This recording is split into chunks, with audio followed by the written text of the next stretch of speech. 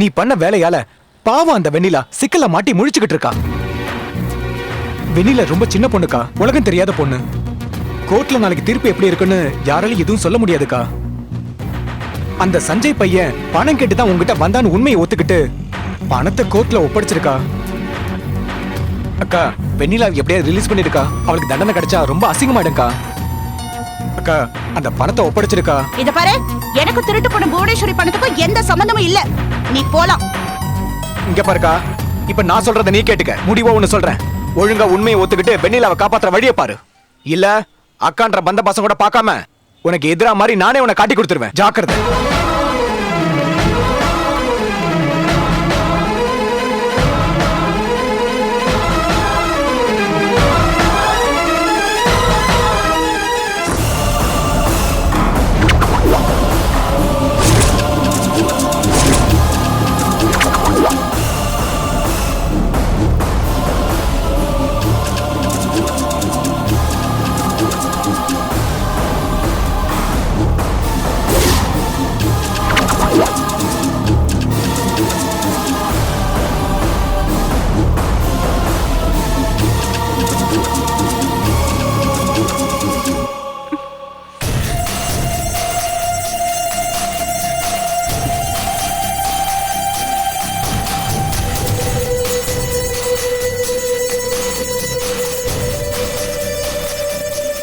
குற்றவாளி கூண்டில் நிற்கும் கோகிலா சஞ்சய் வீட்டில் 10 கோடி ரூபாய் பணமும் 500 பவுன் நகையும் திருடியதாக எதிர்த்தரப்பில் வழக்கு தொடரப்பட்டுள்ளது.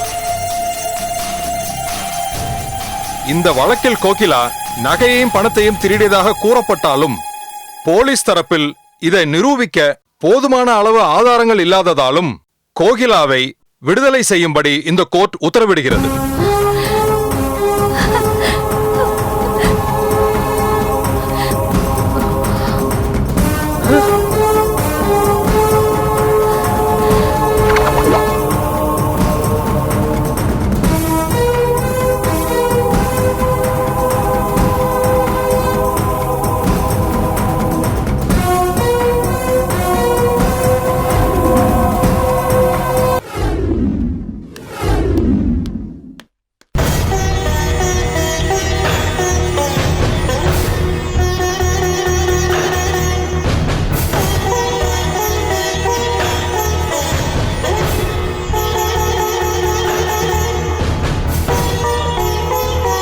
அடுத்ததாக இந்த கேஸில் விசாரிக்கப்பட்ட வெண்ணிலா இவரின் உறவினர் கோகிலாவை சஞ்சய் கற்பழிக்க முயன்றதால் தற்காப்புக்காகவே வெண்ணிலா சஞ்சயை அடித்ததாக ஒப்புக்கொண்டதால் வெண்ணிலாவின் எதிர்காலத்திற்காகவும் அவர் வயதையும் படிப்பையும் கருத்தில் கொண்டு வெண்ணிலாவை இந்த கோர்ட் விடுதலை செய்கிறது.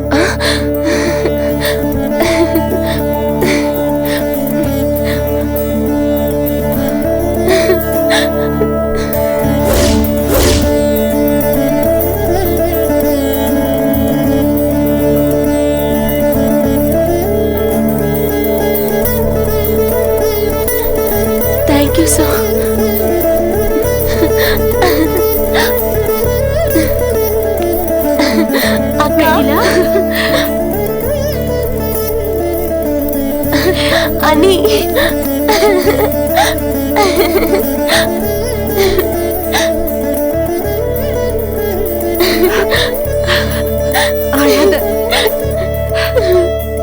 அடுத்ததாக இந்த வழக்கில் வெண்ணிலாவாலும் கோகிலாவாலும் குற்றம் சாட்டப்பட்டு குற்றவாளி கூண்டில் நிற்கும் இந்த சஞ்சய் அடிப்படையில் தனிமனித ஒழுக்க குறைவற்ற மாணவனாக பள்ளிக்கூடத்தில் இருந்திருக்கிறார்.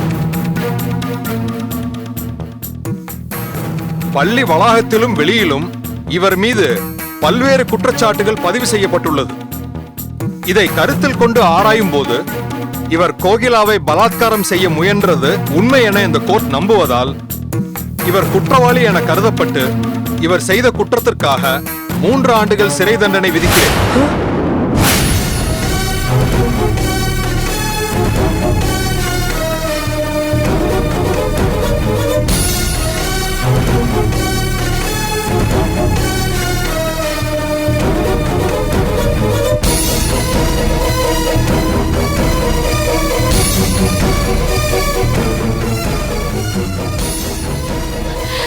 ஐயா, நான் உங்ககிட்ட கொஞ்சம் பேசலாமா? என்ன சொல்றதா இருந்தாலும் கூண்டுல வந்து சொல்லுமா. சரிங்க ஐயா.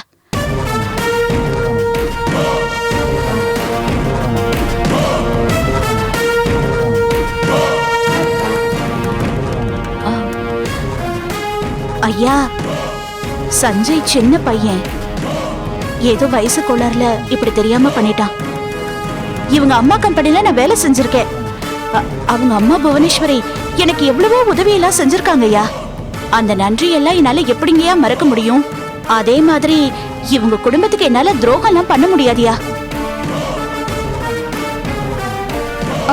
நான் தானே அந்த பையன் மேல கேஸ் கொடுத்தேன். நானே அந்த கேஸ வாபஸ் வாங்கிக்கிறேங்க. தயவு செஞ்சு இந்த புள்ளைய விடுதலை பண்ணிடுங்கய்யா. என்ன?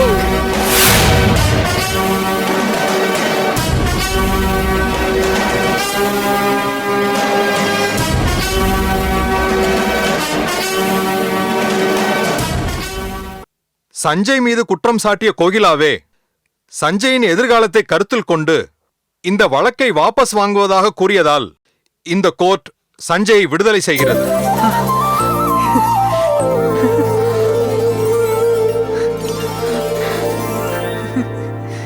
நன்றிங்க ஐயா.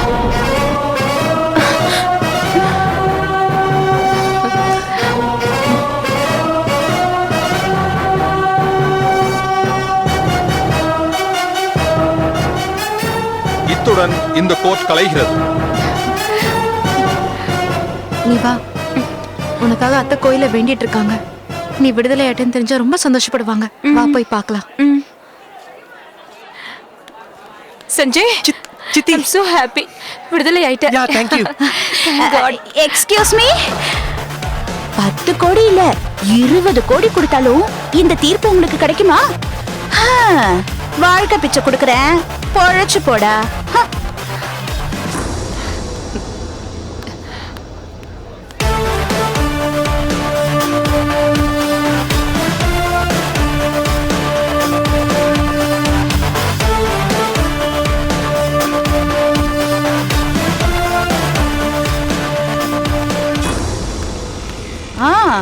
தர்மத்தின் வாழ்வுதனை சூது கவ்வும், மறுபடியும் தர்மமே வெல்லும்னு பெரியவங்க சொல்லுவாங்க.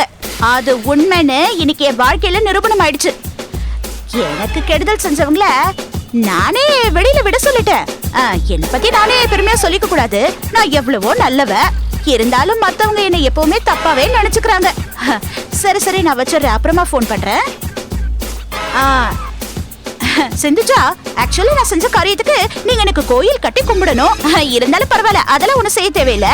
இனிமேலாவது உங்க வீட்டு பையனை ஒழுங்கா வளங்க. எக்ஸ்கியூஸ் மீ, நீயே எங்க அக்கா வீட்டுல 10 கோடி ரூபாய் பணத்தையும் 500 பவுன் நகையும் திருடிட்டு ரொம்ப நல்லவ மாதிரி கோர்ட்ல நாடகம் ஆடிட்டு சஞ்சய்க்கு பரிதாபப்பட்டு விடுதலை வாங்கி தரியா? நான்சென்ஸ். நீ எங்க அக்கா குடும்பத்துக்கு செஞ்ச துரோகம் இப்பதான் உன் மனசாட்சி உறுத்தி இருக்குல்ல.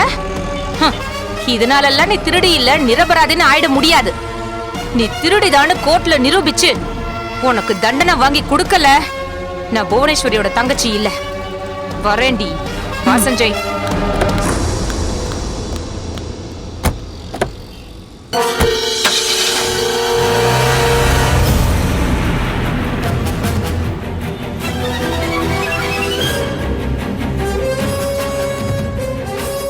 அடியே சிந்துஜா, ஆஸ்திரேலியால நீ சம்பாதிச்சு வச்சிருக்கியே பணம், அதையும் நான் ஆட்டைய போடுறேன். நீ என்ன பண்ணுவேன்னு பாத்துறேன்.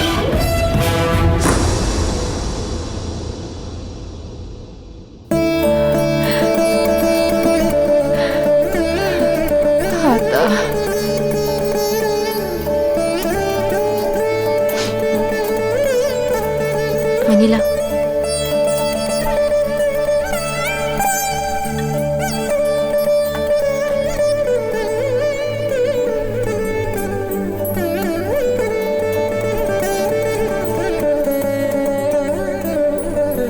அத்தை,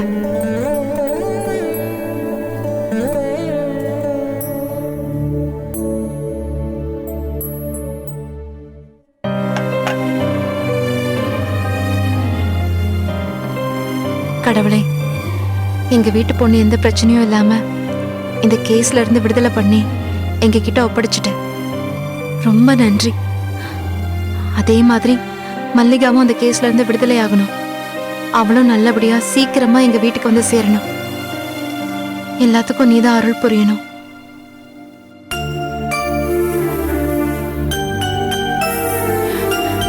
தாமரை, நீ இந்த குடும்பத்துக்காக படுற கஷ்டம் அந்த கடவுளுக்கு தெரியுமா? உன் நல்ல மனசுக்கு பாரி சீக்கிரமா வரணும்னு அந்த கடவுளை வேண்டிக்கிறேன். இனிமே உனக்கு எல்லாமே நல்லபடியாதமா நடக்கும். அண்ணி, என்ன ஆசீர்வாதம் பண்ணுங்க அண்ணி. வெண்ணிலா, இப்ப எதுக்கு நீ கண் கலங்கிட்டு இருக்க? அண்ணி, எவ்வளவு பெரிய ஆபத்துல இருந்து என்ன காப்பாத்திருக்கீங்க. இங்க பாரு, எல்லாமே நடந்து முடிஞ்சு போச்சு. இனிமே எதை பத்தியும் நீ நினைச்சிட்டு இருக்க கூடாது. எல்லாத்தையும் மறந்துரு. இனிமே உன் படிப்பை மட்டும்தான் நீ நினைக்கணும். அழாத. ஆமா வெண்ணிலா, தேவையில்லாம இனிமே யார் கூடயும் பழகிறதோ பேசுறதோ வச்சுக்காத, புரியுதா? சரிம்மா. அந்த பாவி சண்டாளி கோகிலாவை எங்க வழியில பார்த்தாலும் அவகிட்ட பேசுற வேலை வச்சுக்காத. கடைசி வரைக்கும் சாதிச்சுட்டாளே அந்த திருடி. அவ மட்டும் என் கையில மாட்டட்டும், அப்ப இருக்கு அவளுக்கு. என்னத்த நல்ல நேரத்துல இத பத்தி எல்லாம் பேசிக்கிட்டு? வெண்ணிலாவுக்கு இனிமே எதையுமே ஞாபகப்படுத்தாதீங்க. வெண்ணிலா, ஒரு வாரமா நீ ஸ்கூலுக்கு போகல. படிக்கிற வேலை நிறைய இருக்கு. வாங்க கூட.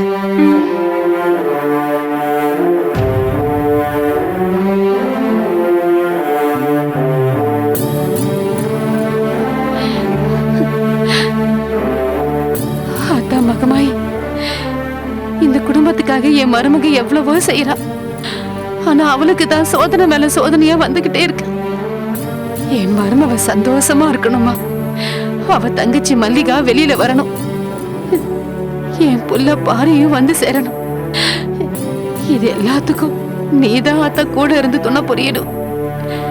ஊர் கூடி தேர் இழுப்பாங்கன்னு சொல்லுவாங்க. ஆனா என் மருமவ ஒத்த ஆளா இருந்து இந்த குடும்பத்தோட தேர் எடுத்துட்டு இருக்கா. அவ படுற கஷ்டத்தை என்னால தாங்கிக்க முடியலம்மா. அவ முகத்துல நான் சந்தோஷத்தை பார்க்கணும். அதுக்கு நீதான் ஆத்தா அருள் புரியணும். நான் உன்னதான் ஆத்தா நம்பியிருக்கேன்.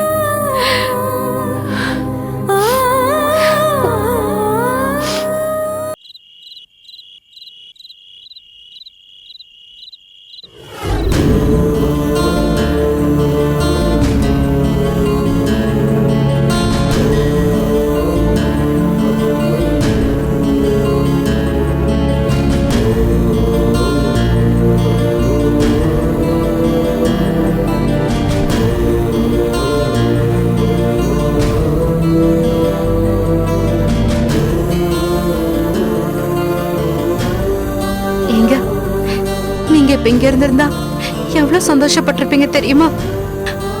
உங்க தங்கச்சி வெண்ணிலாவை நான் வெளியே கொண்டு வந்துட்டேங்க. இனிமே அவளுக்கு எந்த பிரச்சனையும் இல்லை. அதே மாதிரி நீங்களும் எங்க இருந்தாலும் சீக்கிரமா வீட்டுக்கு வந்து சேர்ந்துருங்க. நம்ம குழந்தை உங்களை பார்த்தே ரொம்ப நாளாச்சுங்க. அதுக்காகவாது நீங்க சீக்கிரமா எங்க இருந்தாலும் வந்து சேரணும். நான் பேசுறதும் பிரார்த்தனை பண்றதும் உங்களுக்கு கேட்கும்னு நினைக்கிறேன். நீங்க எந்த ஒரு ஆபத்தும் இல்லாம ஆரோக்கியமா சீக்கிரமா வீடு வந்து சேரணும்.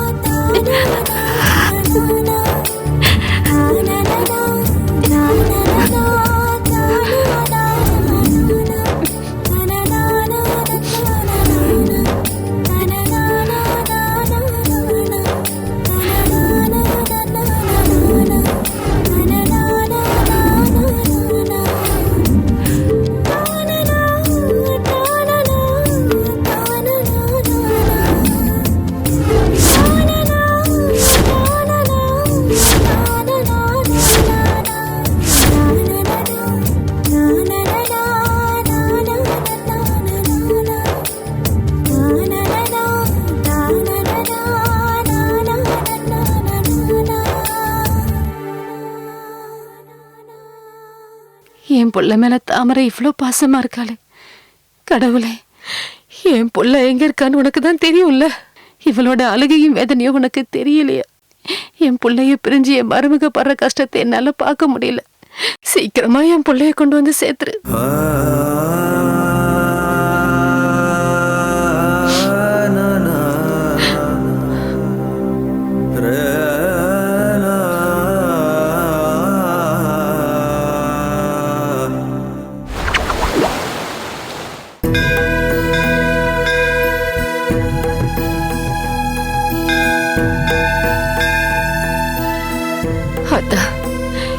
கேஸ் நல்லபடியா முடிஞ்சு இதுல இருந்து என் பொண்ணு வெண்ணிலா விடுதலை ஆகணும்னு நான் உன்கிட்ட வேண்டிக்கிட்டு இருந்தேன். என் கண்ணீருக்கு மனசிறங்கி என் பொண்ணுக்கு விடுதலை வாங்கி கொடுத்துட்ட ஆத்தா. உன் கருணையாலதான் ஆத்தா இதெல்லாம் நடந்துச்சு. இதே மாதிரி என் புள்ள பாரியையும் என்கிட்ட கொண்டு வந்து சேர்த்துறாத்தா. என் புள்ள வந்து சேர்ந்ததும் குடும்பத்தோட வந்து உனக்கு அபிஷேகம் ஆராதனை எல்லாம் செஞ்சு புடவை சாத்துற ஆத்தா.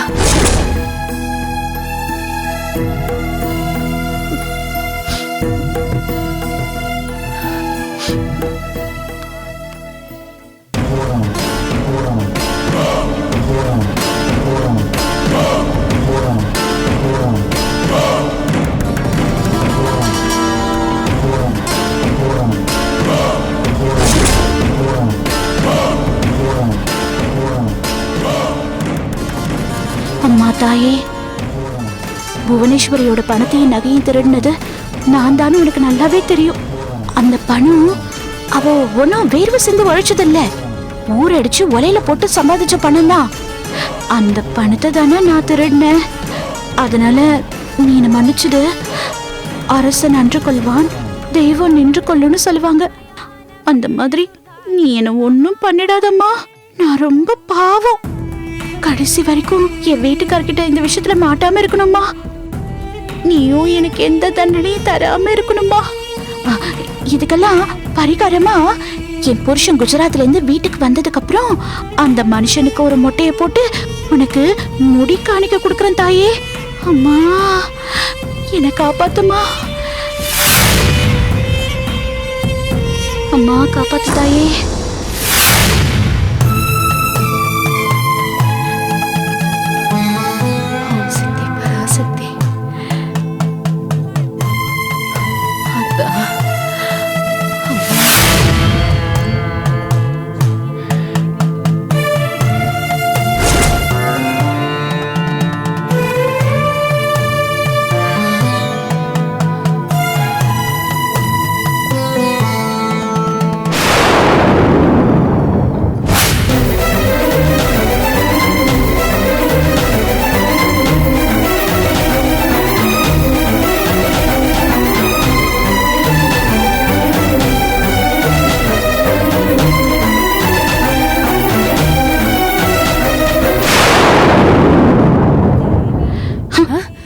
அடியே அடியே, நில்றி நில்றின்னு சொல்றல.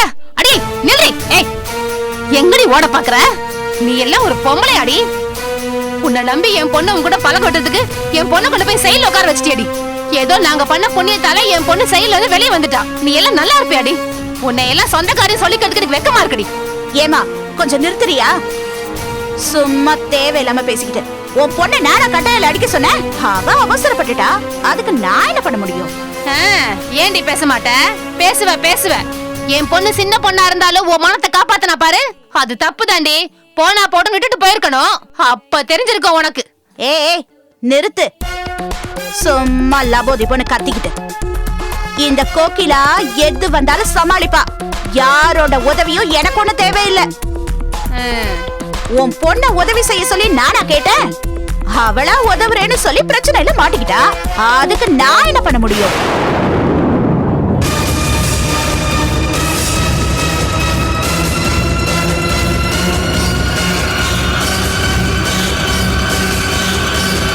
பாருங்க, என் புருஷன் உயிரோட தான் இருக்காரு. நீங்க அழாதீங்க அத்தை. அத்தை, நீங்க தைரியமா இருங்க அத்தை.